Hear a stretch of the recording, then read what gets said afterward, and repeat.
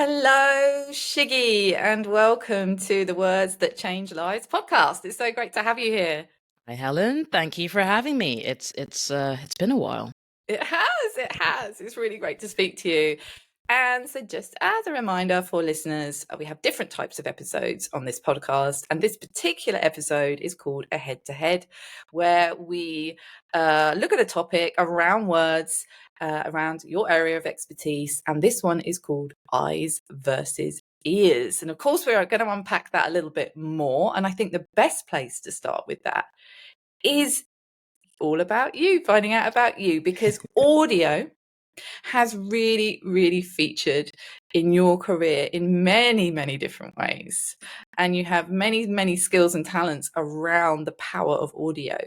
So what are some key moments that have really influenced your love for audio? Let's start with when I was a little baby. And English wasn't my first language. So I know if you listen to me right now, you're like, oh, she sounds like she's American. I'm not American. I'm Kenyan. But when I first existed in the world, English was not part of my lexicon whatsoever. I spoke fluent Swahili up until the age of about 5 or 6 years old. And then with my parents, my stepdad came into my life and he speaks English and a bunch of other languages. And my first kind of understanding of the importance of language, like audio, I was Mm. obsessed with music. I've always been a creative music, whatever person. So that's one thing. But when it came to like linguistic processing, I had a bit of a disadvantage when I first moved from Kenya to England, and everyone spoke English, and I didn't, so I didn't really care. As long as I was with my mom, I didn't really care. And you're gonna love this because all I really relied on was body language, to start off with. But what I also relied on was intonation. Mm. Even listening to music, I'd listen to a lot of English music, but I wouldn't know what was being said. Like my favorite artist from the age of, I think, 3 was Prince. Good choice. I mean, it's a good choice, but he says some naughty, suggestive things, right? And Yeah. I knew nothing. So I think literally from the time that I started learning English at the age of 5 or 6 years old, I was already starting to understand the process of language. Having to Mm-hmm. learn English from a second language point of view, but to a very high level, clearly, kind of gave me the opportunity to understand how you say things and what they Mm. mean. So I embodied that quite a lot. And then coming into what I do now, honestly, it was a very nonchalant kind of like, yeah, I have the skills and obviously everyone should do this, but they don't. So I guess maybe I should help people.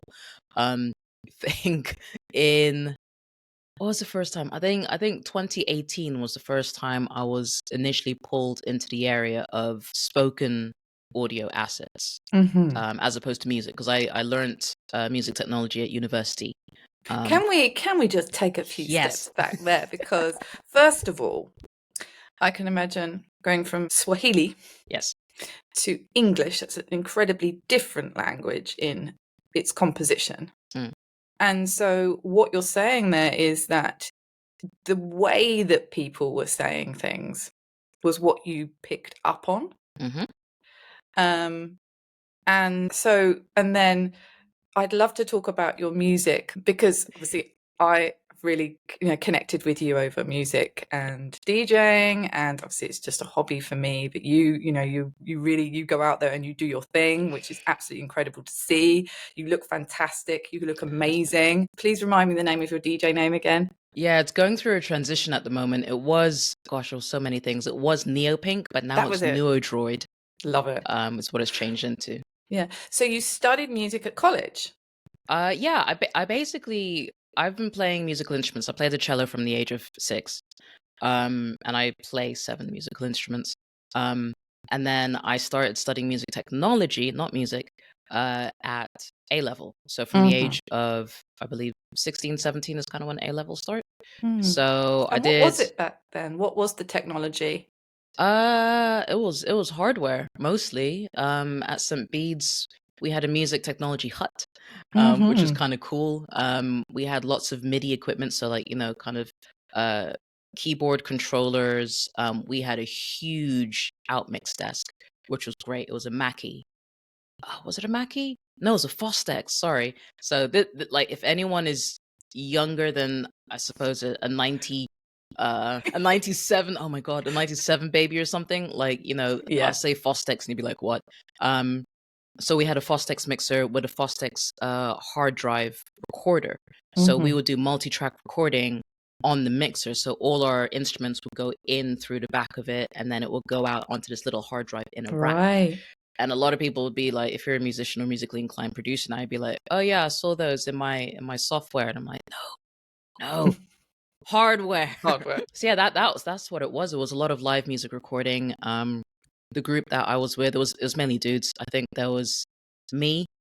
I was mainly the only music tech focused female. There were two other ladies who would come in and pop in for music tech, but they did it for recording their instruments. But I was a tech person, and through that I also learned how to live monitor a jazz band or school's jazz band as well. So that was my first kind of like touch into my sound engineering kind of career. And then I went to Brunel University and studied creative music and technology. I didn't realize it was creative music and technology. Okay.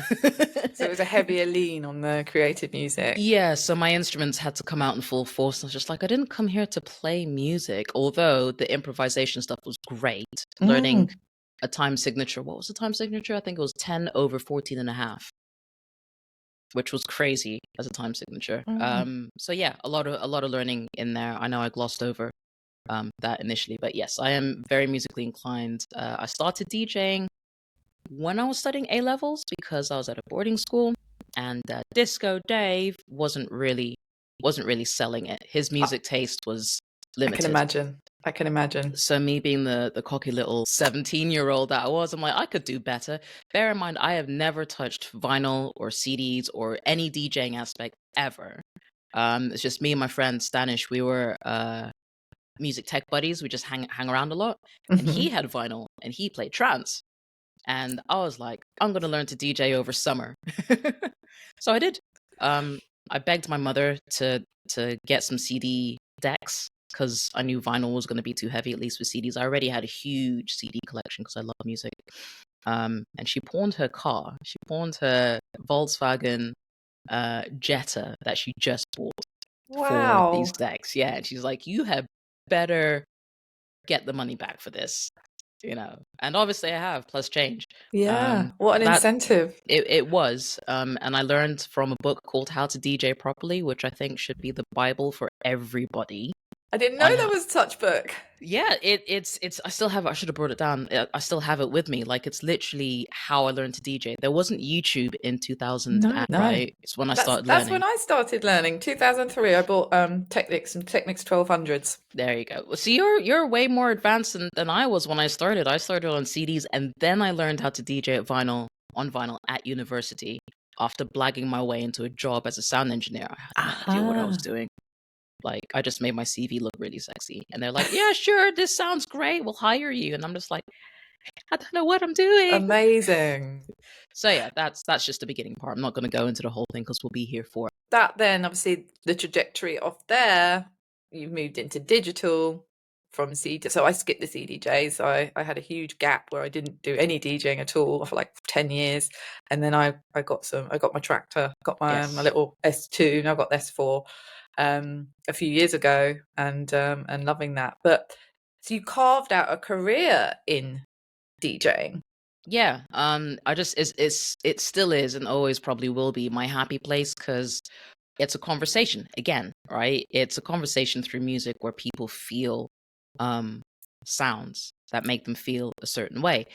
Most of the time, it's happy, or emotional, or like, if, like, being a fellow trance baby, when Adagio for Strings plays, and then you've just got that euphoric trance. Was great. I don't know what happened to it, but that's not a conversation. I know. I first started mixing trance. That was the first records I got. So I did jungle because obviously I didn't want to go on like easy level. I wanted to go on expert mode from the beginning. Not even drum and bass, just straight up jungle where you got chopped up almond breaks. Yeah. So, I mean, I could talk to you for hours about that, Separate but episode, separate yeah, episode. separate episode. So where did that then led you? And you labeled it up really nice, and I can't remember what you said, but it's into then the more the world of using your voice Mm. through audio in a number of different ways. hmm So what did that look like for you, and how did that kind of happen for you? So you went from you did sound engineering. When did you cross over to actually using your own voice? So honestly, between like 2004 up to 2018, my sound engineering skills were basically for live music and just like monitoring that and, making sure the microphone sounded good, making sure the front man sounded great, making sure the in-ear monitors had the right feed of whatever people needed on stage and stuff. And then the misogynistic nature of that world, I was just like, you know what? I'm done. Bye. So honestly, it just turned into my own personal hobby of like, I use Logic. I've used Logic since it was PC based. I think it was Logic 2. And still owned by eMagic. And I used Cakewalk initially, which a lot of people would be like, what's Cakewalk? It's free Yeah. now, but it used to be like the daddy of Okay. DAWs, the digital audio workstations. So honestly, it came down to a point where I was in we were in an entrepreneurial group, and a friend just posted, hey, I've got these audio files that need to be turned into an audiobook. Can anyone do it? And I was just like, give me the files. What the hell is this? I'm sorry, I was about to swear, but like, what the hell is this? And I started to do it for free because I honestly, I was just like, what is this? Genuinely, like, what is this audiobook thing? Because I've been a snob the entire time up until this point. I'm like, audiobooks are done by Penguin Publishing, and it has to be done in like a professional studio, and like the sound engineer needs their personal rack of like EQ things and all this da da da da da. Literally, yeah, my the elitism was there. I mean, I had the elitism with podcasts as well. I still have a bit of an issue with podcasts, but we won't go there just yet. But yeah, like being in the music audio space, as these things were coming in, like podcasting to start off with was a really expensive hobby. Like what we're doing right now didn't exist it was very, very basic and very kind of like geeky and nerdy, and only like the elite nerdists who were radio people would do it, but not us. So yeah, that's why I ignored it for the longest time, because I was just like, I felt my skill set as a live monitored sound engineer didn't really have a place. And then all the stuff I did digitally in Logic or Ableton or whatever was just something I do just to mess around. I really didn't kind of value the skill set I was nurturing up until 2018. So I got given these audio files for free, and they were horrendous. Like, they were recorded, I think they were recorded in Thailand, and there was like emergency ambulances going in the background, God. motorbikes, children screaming, people having arguments, all kinds of things. And I worked with it. I didn't have what I have now as far as the digital rack of software that I have, that I can literally just like slice through audiobooks like in a fraction of the time. So it took a lot of time, a lot of work to do it. But I did it, and I was just like, this is a thing. And said friend was just like, oh, well, that was great. And it went up, do you want to make it a business? Because I was coming out of another business, and I was just like, I guess. They're like, go on then. And that was it. So yeah, that's what it came from, just literally a Facebook post from a friend. And how has that unfolded to what sort of things are you doing now? What sort of projects? What types of things? So it's been quite a while, which has been interesting in the sense that between that time and now, I did have a little flirtatious time with podcasts. So I spent a lot of time. I mean, lockdown was strange for everybody. Lockdown was probably the most profitable moment for me with Audiofi, because everyone was at home and they're like, I want to do audio things. And I'm like, you've got Amazon Prime. Let's get you a microphone and like figure stuff out. Yeah. So lots of podcasts were done, which was interesting. But now I feel like my interest, my creative focus for podcasting means I'm not as aligned with it. So I've kind of decided I don't really do the whole editing and promoting and Okay. podcast, Yeah. because I am creative in the sense of assets, like audio assets. How do we muscle this audio asset into something that is of use? Right. Not you've done it and then you forget it. So I started designing a podcast archive searching database Oh. so people can search with keywords to find parts of their podcast that refers to certain things. That's been 3 years in the making, and I'm still designing it because I'm not a programmer, and it's very, very labor intensive. So that's one aspect. And then courses, making courses sound great, creating or using the podcast platform as an e-course offering for people. I get you. Yeah. And it's nice to notice that the e-course platforms have finally caught up, because I was looking at this in 2020, and like now things like Thinkific, Kajabi, Katra, and all of those things. Was it Qatar? I can't remember. But they're finally offering private podcast options within their apps. Aha, yes. Which is a beautiful thing, because if people want to learn from whoever as they go, and the entire course is in there, then they can kind of access it on their phones or on their computers or whatever, which is great. So I've been looking more into the creative audio asset space. But then audiobooks are definitely still my bread and butter, because we're in a similar space where if you are the face or the brand of your business, whether you're an entrepreneur or a solopreneur or whateverpreneur or freelancer, whatever you want to be, if you're the face of it, you're going to be the voice of it, and that voice is going to be on stage. And that's kind of one of my prerequisites I have for audiobook people, is that they either aspire to or have stage experience. Aha. Because then it makes their vocal presentation more exciting. Oh, that's really well. That is an amazing segue into Let's go. What I want to talk about next, because as you said there, so a part of my business, not all of my business, but a part of my business is helping people to do that on the TEDx stage, on keynote stages, on corporate stages, to be able to deliver an articulate talk in a way that is compelling and makes an impact and incites some type of inspiration, motivation, or action. And of course, there's a skill to that. And when people are giving talks, there is audio, of course, there's sound, and how people are receiving that information is really important. But a lot of things that I work with my clients on is how we are using visual anchors as well to enhance the impact of what people are saying. And of course, there's many situations where someone's just had a mic and absolutely slayed, just made such an impact with just a mic, but still they've got their body language. The audience are still watching them. And in the days of my learning and development career, everything that I did was focused on a trainer helping people to learn with other things that are going to anchor that learning.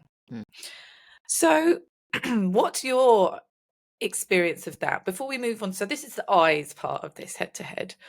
What's your experience of that and opinion on that? You've already said that actually it's a prerequisite for anybody who's doing an audiobook with you to actually have had that stage experience. So, I mean, it's interesting with the whole book and audiobook aspect of businesses is, whilst I would love to work with only people who have done stage speaking kind of things, I do allow room and space for people who are aspiring, because if, as and when I kind of go through them and I speak to them, I can kind of pick up on whether they will be great for recording their audiobook, or maybe they shouldn't do it. Yeah. And I'd imagine you've got to have that honest conversation, right?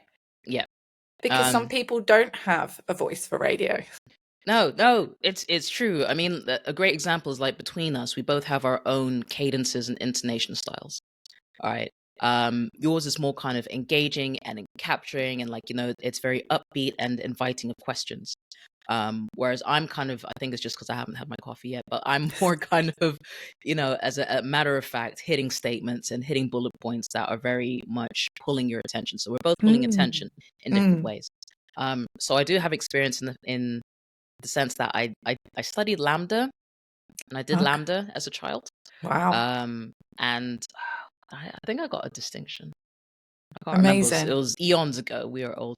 And you know, with that, see, like just little characteristics. Everyone's got their characteristics, but people don't lean into it. So I Yeah. studied Lambda. I studied drama at GCSEs, but I think I was a little bit too left wing for it. Okay. Just because I love doing philosophical monologues at the age of 16, clearly, and That's just so awesome. Seneca at the age of 16, it makes sense. But yeah, beyond that, I think I am just a very creative person. So I enjoy the emotions of the voice. Mhm. But like you say, I think I did a keynote speaker thing last year. Yeah, I Yeah, saw that. That looked amazing. That looked so good. How was it? that was terrifying. But it wasn't. So it was terrifying, but it wasn't because I just decided to be my very ridiculous, silly self. So I wore my tuxedo top, which is backless. I wore my impossible orange skirt, and it's called the impossible orange skirt because no matter how you photograph it, it never looks the same as what you see in person because it's got a pearlescent tint to it. So Wow. sometimes it looks red, sometimes it looks deep orange, sometimes it almost looks white. Um, but it's just high orange. I wore knee high school socks and Converses.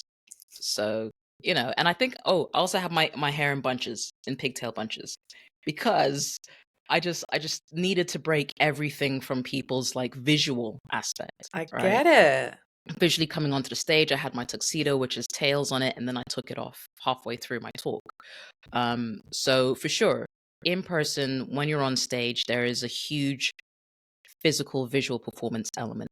Mhm. Um, but I would say if you are uh, audibly flat but visually kind of entertaining, you will lose people.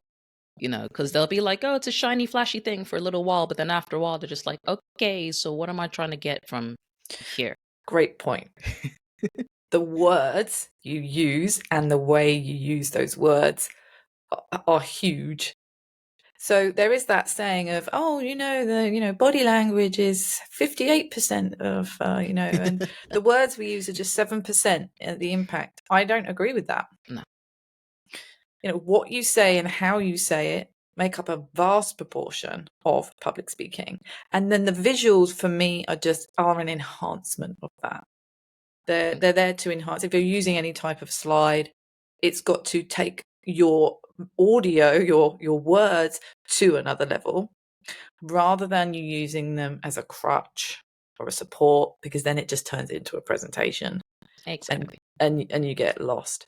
I'm just imagining it. I'd love to actually see if I can see that talk. I would absolutely love to see it. So your what you will Mhm. did you use slides? I did, but they were like the most basic things. I literally threw them together the night before. Mhm. And my whole talk was just basically the art of living life tenaciously. Just because of my life experience and all the stuff I've been through, Mhm. I was invited just to talk about that, and it was my first keynote stage talking experience, and I realized I was too raw in my delivery. Okay. I only say that because there's the aftermath that people don't talk about when people come up and talk to you, and then they trauma dump on you. Ah, And then you're holding on to that and you're just like, did I say something wrong? And you're like, okay. no, I didn't say anything wrong. So that's a whole other story. But yeah, basically the way I delivered it was with the inspiration from Train Spotting and the Choose Life poem. So I had that initially, and then I used Gary V is like, F what other people think. Mhm. And just basically kind of running through my life story very, very quickly. It was a speed run through my life because I've been through a lot. Yeah, you have. um, but just delivering something that was on par with like a stand-up comedy show. Because I Mhm. even used some stage engagement, just with my friend Adil was in the back corner, and someone else who was a brand new friend. She just like called out something at me, and I immediately just like called back. It was like a heckle, an instant Excellent. heckle. And we spoke about that. It was a bit of an African mother versus a daughter type of thing that was there Mhm. to educate the audience.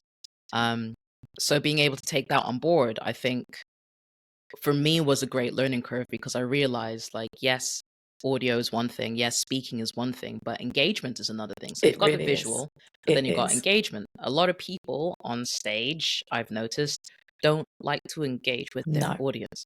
no. They're terrified. Like, if someone heckled them, they'd probably absolutely fall apart, Mhm. which is Yeah, fine. Some people do fall apart, but yeah. I enjoyed it.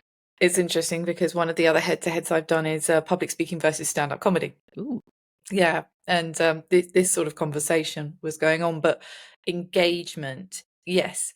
Obviously, with the drama training, the background training, it's breaking the fourth wall, right? Mhm. It's breaking that fourth wall to go on and dance with your audience and have them to go on that dance with you. And with TED Talks, that's actually less of an option. Mm. So the talks are, short, they're 15 minutes long, and there's less opportunity to engage. Whereas a keynote, which is longer, there's loads more opportunity. And you're right, it's not just about audio, it's not just about visual, it's also about breaking that wall and engaging with your audience as well. And you don't actually have to have engagement from your audience to engage with your audience. True. But it adds another dimension to what you're saying.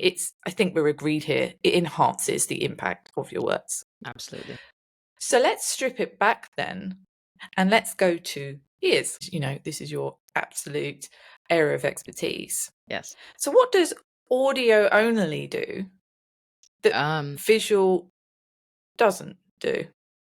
So do you remember when you were a kid? I don't know if you ever had this. I think this was just me because my parents traveled a lot. I used to listen to the Beatrix Potter stories I did. on tape. Yes. I have my own cute little teal colored like baby boombox thing, right? And With at your night headphones. with the headphones, and I would listen to the stories, right? Bear in mind, I had the entire collection as books as well, Yep. right? But I always preferred listening to the stories. And I know audio dramas are a little bit different because that kind of leans, actually, I'm going to mention it, it leans further into creating stuff in your head, Mm-hmm. right? Because the music, the sound foley, the rustling of leaves versus the crackling of fire, kind of Yes. it elicits feelings out of you, Mm-hmm. right? And then you create the visuals or don't. Audio gives you the option to either create your own visuals if you are very visually, you exist in a more visual space. Yeah. Because everyone has, I think there's 3 different learning styles. Yes. So you got your audio, your visual, and your kinesthetic. Kinesthetic, yes. So if you're visual first, then you will probably be really good at visualizing. So Mhm. listening to stuff only means you can visualize stuff that is good for you or makes you happier. Mhm. So listening to Harry Potter books to make it a little bit more relevant, because again, we're old. So making it, we're not. It's just, you say Beatrix Potter to some people and they're just like, what? I'm like, the bunny rabbit. Like, well, and it's just like, find Harry Potter being read by Stephen Fry. Okay. Yeah. Which is my level of mastery, is basically listening to Stephen Fry's recordings because they are beautiful. Mhm. But listening to that elicits whatever emotions through your visual field or through your kinesthetic field. So Right. if you feel a certain way, hearing a thunderstorm with rain pattering on the windows whilst it sounds like you're indoors next to a cozy fire, Mhm. right, is gonna, like, even saying that, like, I feel, I a little feel bit it. warmer. I feel it too. And that's because you can hear it. We're all very familiar with those sounds.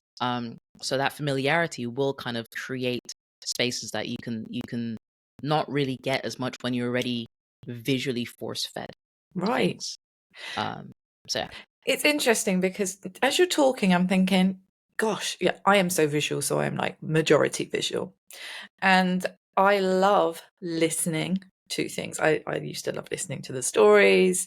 I love listening to docuseries, podcast docuseries, and the visual element. I'm thinking about it. I'm listening to one at the moment. I am visually conjuring images in my mind as I'm listening. So there is still the visual element there, right? Yeah. And for other people, the feeling is going to be more dominant. But I know that for some people can't visualize at all. No. They don't actually have that ability. And so the auditory track, the way that the audio is coming in is the main thing for them. But I think what you're saying there is, regardless, there's still something else that's created from that audio experience. Yeah, I mean, if we're going to go down, the route of people who don't see or feel from audio, there is still another aspect which I don't think is really kind of very much spoken about, is a processing style. Where it's literally, if someone says to someone, like, do 2 times 2 divided by the square root of 8 or something, right? If it's written, that person will just be like, I can't do this. If they hear it, then they know the answer, So I was terrible at mental arithmetic, okay? And I'm a visual person. I can see, the cosine of blah blah blah, whatever, and I can see Pythagoras theorem in, my mind's eye. I'll be damned if I can do anything about it. If it's written down, then like I can scribble things down and da da da da. But some people work a little bit differently, where they're not visualizing a maths problem or whatever data they're being given. It's just going straight into the processing part of their brain, and they immediately understand it. So for certain styles of audiobooks, as an example, I've done a lot of property investment audiobooks. Okay. Which is weird. Like, you look at me and it's like, yeah, she probably does like inspirational stuff. No, property investment is the biggest asset I've had so far. And what they talk about, if you're in that space, the stuff comes off the tongue so quickly, like it doesn't really bother you so much. You already understand what they're talking about. You don't need to visualize, exponential ROI on an REITs property or whatever. I don't know what that means. No, But I hear good though. I hear it a lot. I could fake it till I make it. But some people just hear that and they're just like boom, boom, boom, boom, boom, and they understand it already. So the delivery from an audio aspect to them is quicker than having to read it. So yes, that's another aspect. Yeah, and there's another point there. I think a lot of the time nowadays, there's 2 types of people with regards to listening and watching, because a lot of podcasts now are available on both.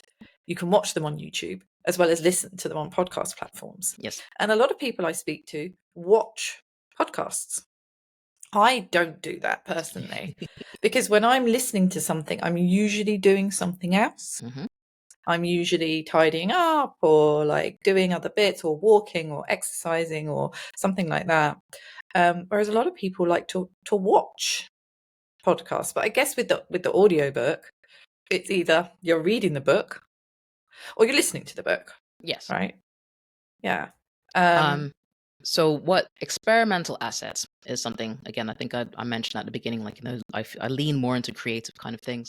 And something I've noticed, this is more for my personal interests, is, you support your various like audio narrator kind of people on Patreon or whatever, is doing live streams of your recordings. Now I enjoy, like, I don't really watch podcasts. There's a few I will watch just because I love the aspect of being the third person in the room. There's not many podcasters who do it, but some podcasters who break the fourth wall, I really enjoy, because they always do it on a beat.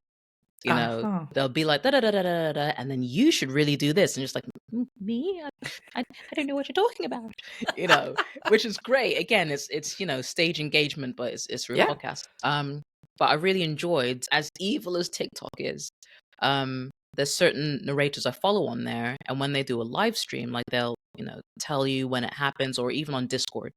So you sit there and they're recording their audiobook or whatever they're recording. And the secret about audiobooks is, when they're recorded, time doesn't exist.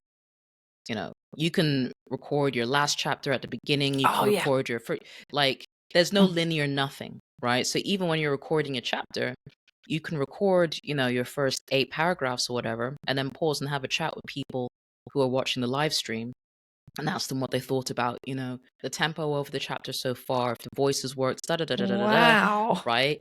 And then you get feedback, and you can be like, if you're really chill about the time it takes for you to finish something, you can go back and re-record something based on the feedback of your listeners. It's pretty cool. Going to listen to your book when it's finished. That's they pretty like cool. to be in the live moment of something being created, much like when you're doing a book, you promote it and you invite people. yeah, you do a read along, you invite people to your email list, and you're just like, here's extra stuff that you like.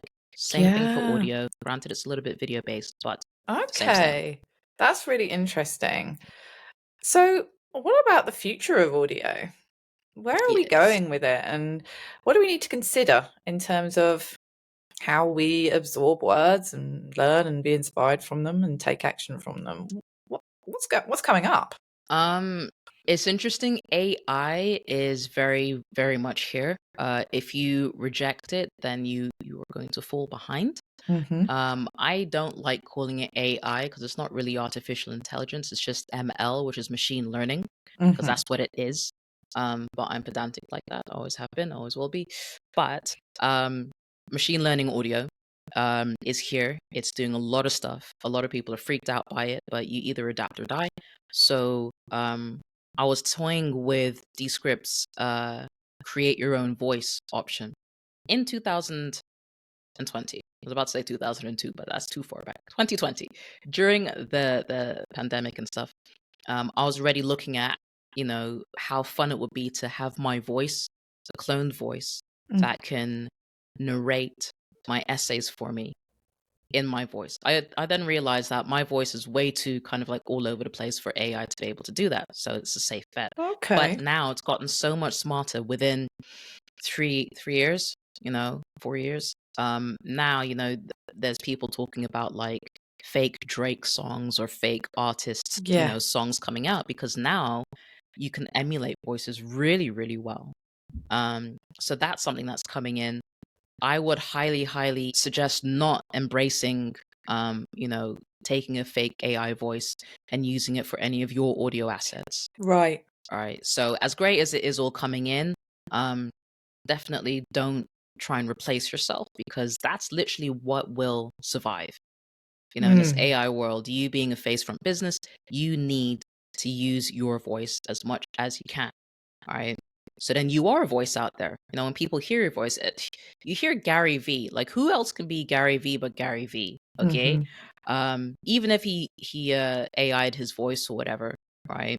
Which he probably will and will hate it.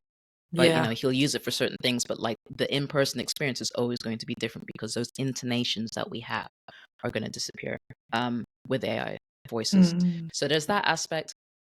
Editing audio has become so ridiculously easy. Like right now, we're on Riverside, and I remember when Riverside started, it had issues.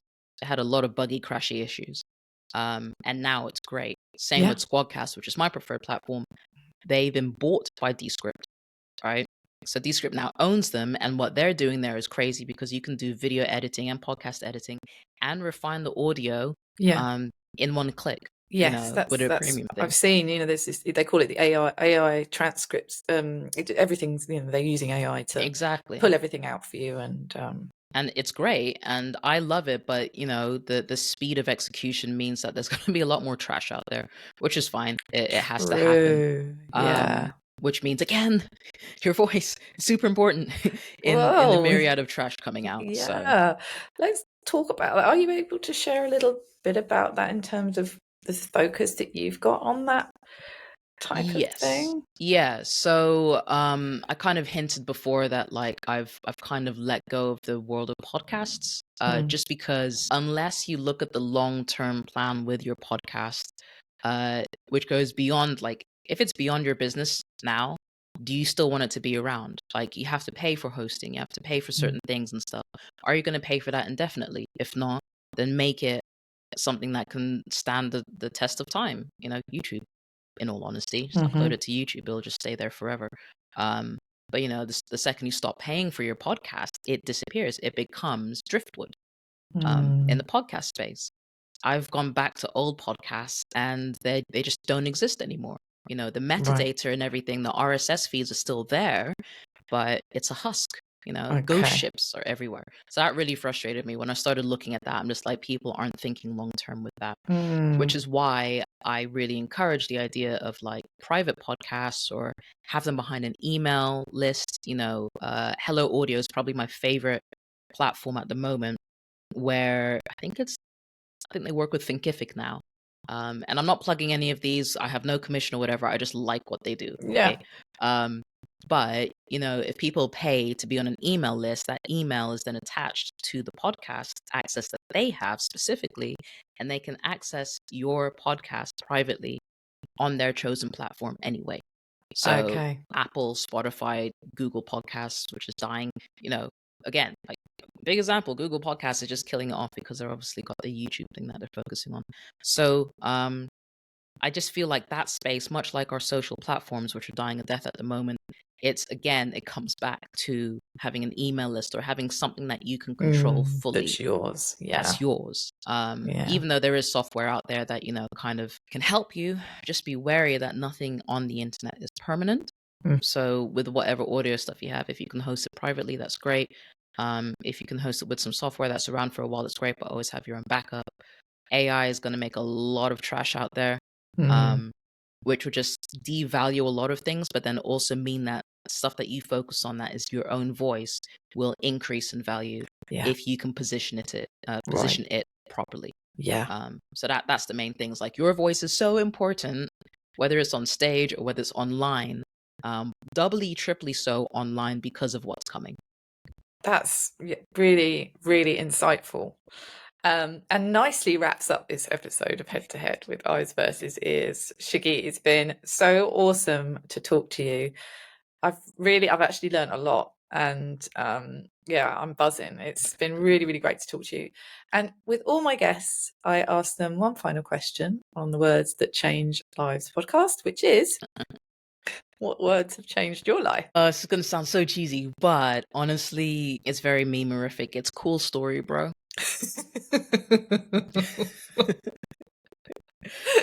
If you've never heard that phrase, it actually goes on. The whole phrase is cool story, bro. It needs more dragons and that's the whole thing. Oh, I didn't know that. Yeah. So the thing I love about it is, I'll say cool story, bro, when it comes to a situation that I've deemed is not really worth my time to engage in. Which is a lot of stuff. The other version, I guess, the other more PC version is it is what it is, but that's a little bit too passive for me. What I like about cool story, bro, is that it's like I acknowledge what you're saying, but I really don't care. That's exactly. I say it a lot to my child. It is of that generation, to be fair. Like, if you want to communicate, respectfully, what you're saying, I hear it. But what am I meant to do with it? Yeah. Cool story, bro. And you move on. And they're just like, either they get offended or it's a case of like, oh man, I really just said something that was really not useful to anybody. Yeah. And it's good learning for that person. Good learning. So cool story, bro, for me has been great in diffusing a lot of situations and just reminding me life is too short to be angry at stuff. So I love that. Cool story, bro. I love that. And for anybody listening, I'd love to hear what you think. What do you think about this topic? What's inspired you? What are your thoughts on Cool Story Bro? You can email at hello@helenpackham.com, or you can share online using the hashtag Words That Change Lives. Thanks so much, Shiggi, for coming on today. And I look forward to speaking to you all next time.